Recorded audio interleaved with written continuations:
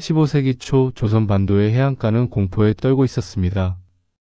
바다 너머에서 몰려오는 왜구들의 침입이 계속되고 있었기 때문입니다. 이들은 단순한 해적이 아니었습니다.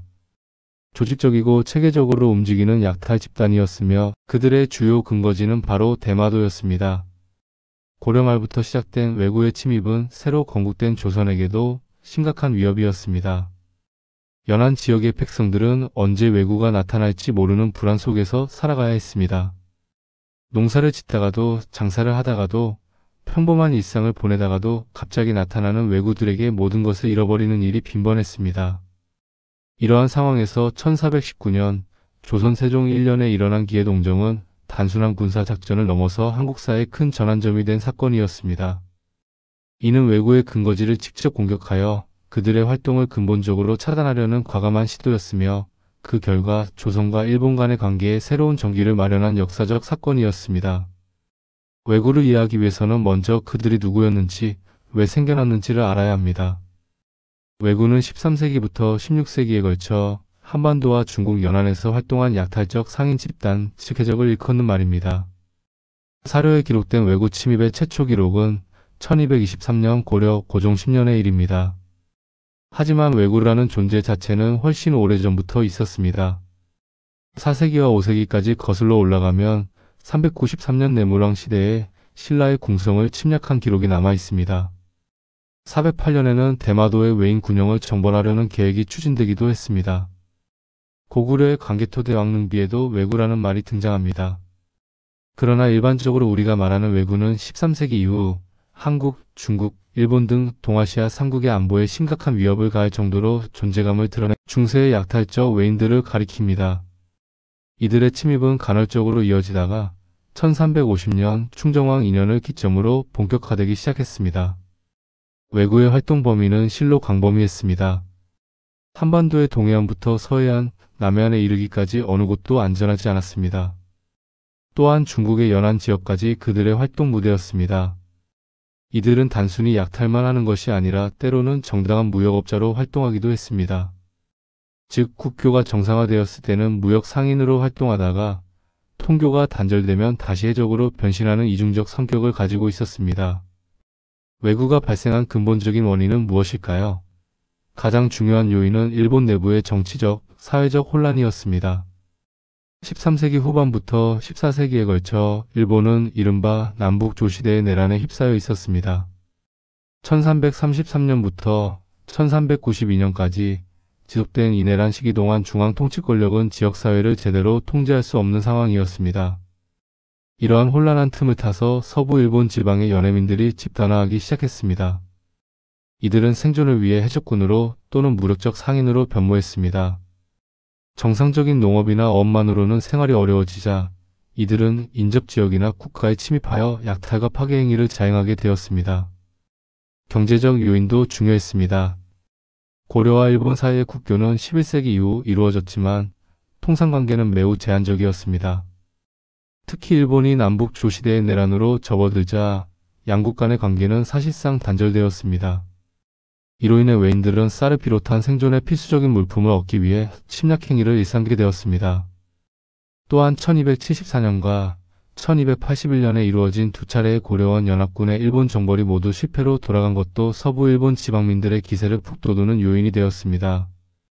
몽골의 침입을 막아낸 경험은 그들에게 자신감을 주었고 이는 인접지역과 국가에 대한 약탈을 감행하게 하는 심리적 동기가 되었습니다.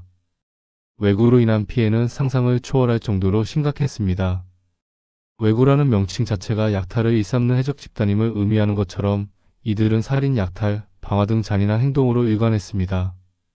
1350년을 기점으로 본격화한 왜구의 침탈은 고려 멸망의 한 요인으로 꼽힐 만큼 심각한 피해와 타격을 주었습니다. 고려 말기에는 왜구의 침탈을 피할 수 있었던 곳이 거의 없다고 할 정도로 그 피해가 극심했습니다. 특히 1388년 우왕 14년의 왜구 침탈은 고려 사회에 가장 큰 피해를 끼친 것으로 알려져 있습니다. 경상도, 전라도, 충청도의 피해가 컸으며 경기도, 황해도, 강원도, 평안도, 함경도에 이르기까지 어느 한 지역도 왜구의 침략으로 인한 피해를 입지 않은 곳이 없었습니다. 왜구들의 침입 방식은 매우 교묘했습니다. 이들은 연안 지역의 지형을 잘 파악하고 있었으며 기습적으로 나타나 빠르게 약탈을 자행한 후 바다로 도망가는 전술을 사용했습니다. 이 때문에 방어하는 측에서는 대응이 매우 어려웠습니다. 경제적 피해도 막대했습니다. 농작물과 가축을 약탈당하고 집과 창고를 불태우며 심지어 사람들을 납치해가기도 했습니다. 이렇게 납치된 사람들은 노예로 팔리거나 몸값을 요구하는 데 이용되었습니다.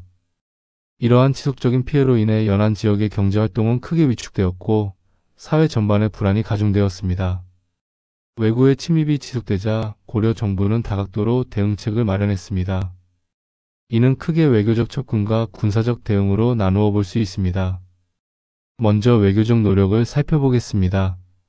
13세기 전반 이후 일본인들의 외구 행위가 이어지자 고려에서는 외교적 교섭을 통한 사태 해결을 지속적으로 시도했습니다. 외구 근절을 위한 외교적 접근은 외구의 주요 근거지인 대마도와 일본의 최고 권력자인 막부 등 다방면으로 이루어졌습니다. 1263년에는 홍조와 과광부를 일본에 파견하여 외구 행위에 대해 항의하면서 약정된 무역령을 준수할 것과 웅신현에서 약탈한 물건들을 되돌려줄 것을 요구했습니다. 외구의 침략이 본격화한 1350년 이후에는 1366년 만호 김룡과 검교 중랑 기밀을 일본 막부 측에 파견하여 외구의 금제를 요청하고 약속을 받아내기도 했습니다. 1377년에도 판정객시사 안길상과 전대사성 정몽주를 연이어 일본에 파견하여 외구 금제를 요청하는 등 교섭을 지속했습니다. 이러한 외교적 노력들은 불가피한 선택이었으며 일정한 성과를 거두기도 했습니다. 1368년 대마도 측에서 사자를 보내어 조공한 사실은 외구들을 평화적 교섭의 장으로 이끌어낸 사례라 할 수 있습니다. 그러나 외교적 노력만으로는 한계가 있었습니다. 따라서 무력적 응징 즉 토벌도 병행되었습니다. 1350년 이후의 기록에는 역사적으로 알려진 외구 진압의 성과들이 많이 나타납니다. 1376년에 채영이 홍산에서 외구를 대파했고 1380년에는 나세와 채무선이 우수한 성능의 화포를 앞세워 진포에서 외구를 대파했습니다. 특히 채무선의 화포 기술은 외구 토벌에 결정적인 역할을 했습니다. 1381년에는 신흥군벌이었던 이성계가 황산에서 외구를 대파하는 전과를 거두었습니다. 이러한 외구 토벌은 고려 말 정치 세력으로서 무장 세력이 대두하는 계기가 되었으며 조선 건국의 한 축이 되었던 무장들 역시 이러한 과정 속에서 성장하게 되었습니다. 침략해 들어와 노략질하는 외구를 토벌하는 것을 넘어서 좀 더 근본적인 무력 대응으로 외구의 주요 근거지인 대마도에 대한 토벌론이 제기되기 시작했습니다. 1387년 정지가 대마도와 이기도를 토벌하여 외구를 소탕하기를 건의한 것이 그 시작이었습니다. 실제 외구 근거지의 토벌은 1389년에 이루어졌습니다. 이때 경상도 원수 박이가 병선 100척으로 대마도를 정벌하여 척선 300척과 가옥을 불태웠습니다. 이때 대마도 토벌에 대해 박이는 막사와 배만 불살랐을 뿐이고 포로를 빼앗은 사실은 없다라고 전해지는 것으로 보면 큰 무력 충돌은 없었던 것으로 보입니다. 한편 고려는 박이의 대마도 토벌 성과로 외구 대책에 자신감을 갖게 되었습니다. 공양왕 때 외구가 많이 줄어들고 유구국에서 사신을 보내온 것도 모두 대마도 정벌의 영향이라 할 수 있습니다. 조선을 건국한 이성계는 외구 문제 해결에 있어서 최고의 전문가라 할 수 있었습니다. 그의 외구 대책은 효율성과 체계성에서 상당히 주목할 만한 것이었습니다. 첫째, 수군의 정비와 전투력 증강을 통한 해상 방어체제에 충실하였습니다. 1397년에 이르면 연해 지역에 대한 수군의 방어에 의해 적이 감히 접근하지 못하게 되었다는 보고가 전해질 정도였습니다. 둘째, 외교적 노력이었습니다. 조선을 건국한 이성계는 즉위 초인 1392년 승려각추를 일본의 최고 권력자인 종리만에게 사신으로 파견하여 외구의 금제를 요청했고 서부 일본의 호족들에게도 외구 진압을 요청했습니다. 막부와 서부 일본의 지방 세력들도 이에 호응했고 조선인 피로인의 송환에도 적극적이었습니다. 셋째, 외구들에 대한 회유책이었습니다. 1396년에는 항해 등륙에게 선략장군을 제수하는 등 적극적인 온건 포섭 정책을 펴기도 했습니다. 조선 조정은 외구 진압에 협조하고 피로인 송환에 적극적인 외인들에게 교역상의 특혜를 주기도 하고 관직을 하사하는 이른바 수직제도를 활용하기도 했습니다. 1399년에 대마도 총관 종종무가 토산물과 말, 유피를 바치면서 외구 행위의 근절을 맹세한 것은 태조대 대일정책의 성과물이었습니다. 1419년 세종 1년에 일어난 기해동정은 조선 초기 한일관계의 한 획을 그은 일대 사건이었습니다. 대마도 정벌의 직접적인 동기는 동년 5월에 있었던 대마도인들의 침략이었습니다. 태조대 이래 대일정책의 성과로 왜구의 침탈이 확연히 근절되는 추세였으나 대마도 내의 혼란으로 인하여 왜구 문제는 또 다른 국면으로 전개되었습니다. 1418년 대마도 내에서 상당한 통제력을 발휘하던 도주 종정무가 죽고 아들 종정성이 어린 나이에 도주가 되자 내분이 일어났습니다. 이처럼 대마도 내 여러 세력에 대한 통제력이 붕괴된 데다가 극심한 식량과 물자 부족이 지속되자 대마도인들은 다시 왜구로 변모하여 조선의 연안을 침입하게 되었습니다. 1419년 5월 왜구는 50여 척의 외선을 이끌고 충청도 비인현에 침입하여 병선을 불태우는 등 노략질을 했습니다. 이어서 황해도 연평도를 재차 침입한 후에 요동반도로 진출했습니다. 이것이 바로 비인현 왜구 사건이었습니다. 대일 강경책을 취해오던 상황 태종은 이 사건으로 대마도 정벌을 결심하게 되었습니다.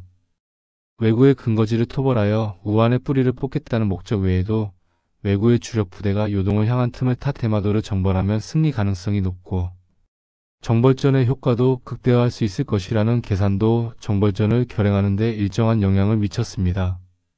1419년 6월 19일 삼군도체 찰사 이종무 이하 병력 1만 7천여 명이 병선 227척에 승선하여 거제도를 출발 대마도로 향했습니다. 이는 조선 역사상 가장 큰 규모의 해외 원정 중 하나였습니다. 이튿날인 20일 선발대가 대마도를 공격하여 척선 130여 척을 납포하는 등 대승을 거두고 정박했습니다. 초기 전투에서 조선군이 압도적인 우세를 보인 것입니다. 이어 이종무는 대마도주에게 회의문을 보냈으나 답서가 없자 26일 상륙을 결정했습니다. 병력을 좌우 양군으로 나누어 대마도 내의 각지를 토벌했습니다. 그 결과 적병 114명을 참수하고 21명을 생포했으며 2000여호의 가옥과 100여 척의 외선을 불태웠습니다. 그러나 이 과정에서 예상치 못한 일이 발생했습니다. 팍실이 이끄는 자군이 대마도의 매복군에게 당하여 조선군 100여 명이 전사한 것입니다.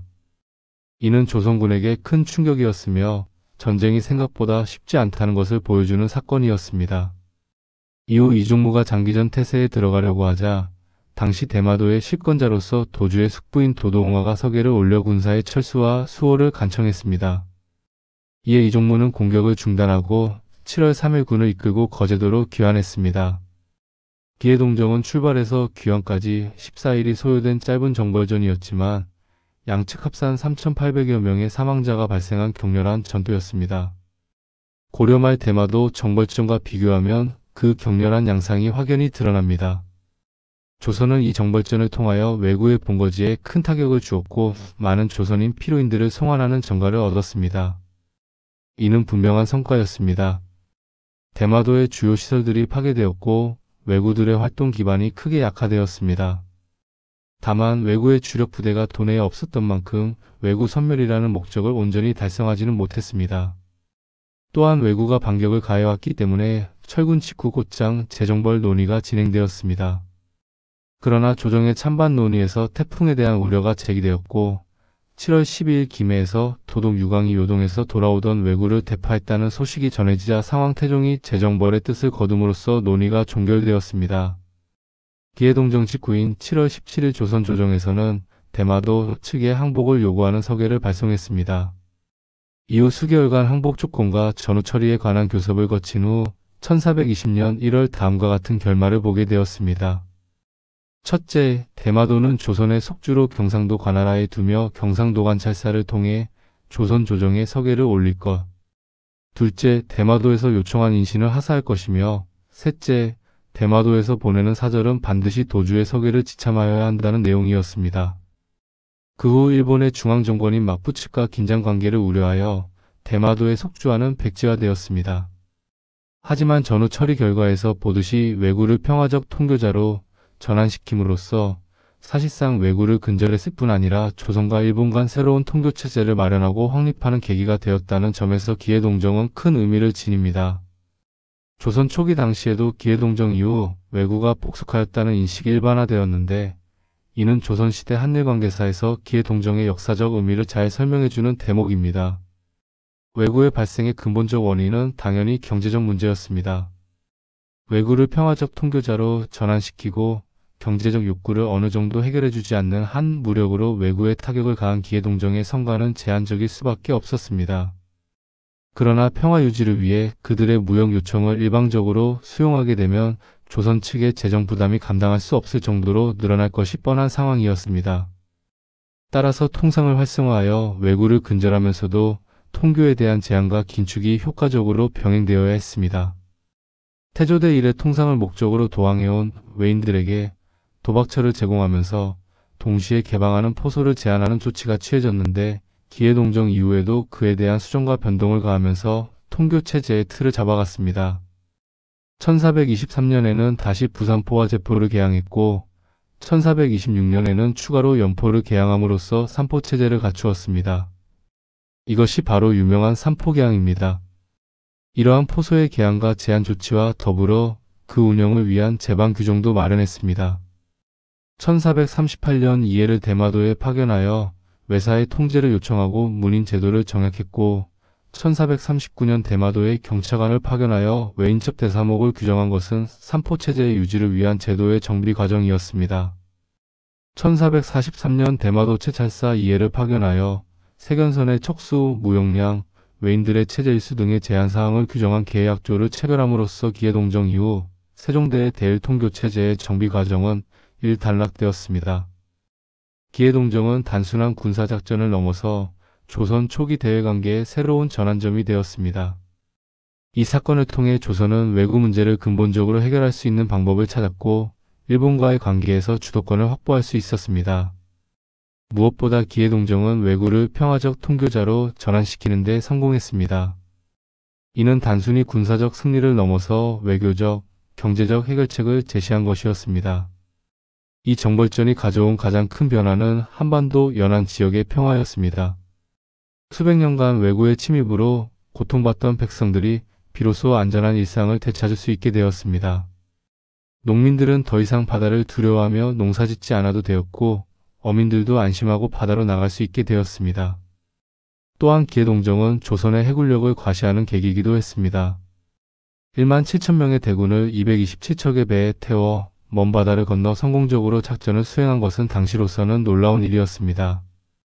이는 조선이 단순히 육상국가가 아니라 해양에서도 강력한 힘을 발휘할 수 있는 국가임을 보여준 것이었습니다.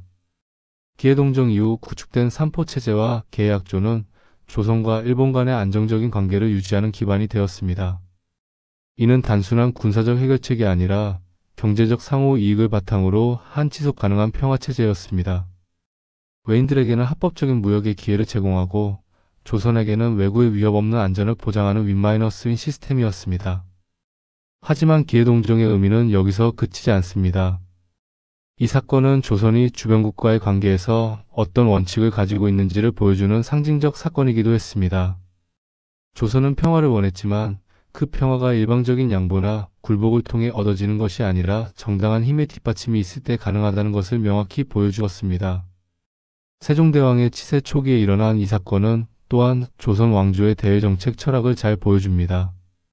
강경함과 온건함을 적절히 조화시키고 군사적 수단과 외교적 수단을 병행하며 단기적 성과와 장기적 안정을 모두 고려하는 균형 잡힌 접근법이었습니다.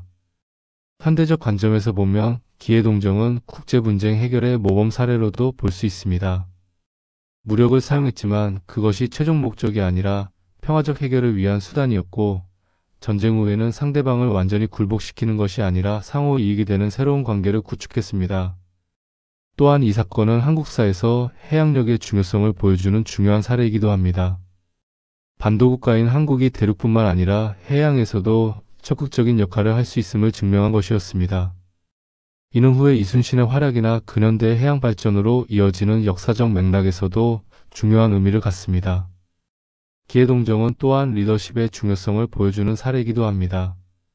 태종의 결단력, 이종무의 뛰어난 지휘력, 그리고 세종의 현명한 후속 조치가 결합되어 성공적인 결과를 낳았습니다.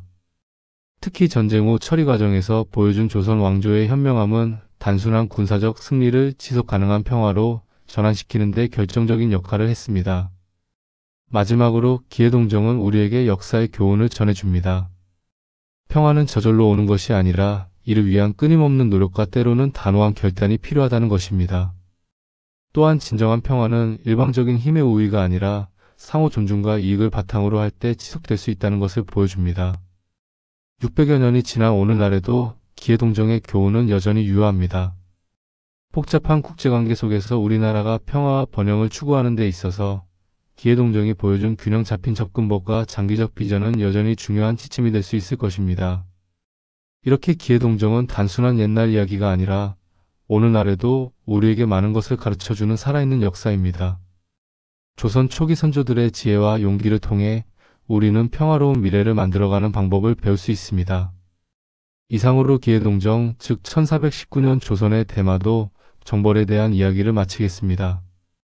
이 역사적 사건을 통해 우리는 평화를 지키기 위한 선조들의 지혜와 용기를 배울 수 있었습니다. 역사는 과거의 기록이지만 그 속에 담긴 교훈은 현재와 미래에도 여전히 유효합니다. 감사합니다.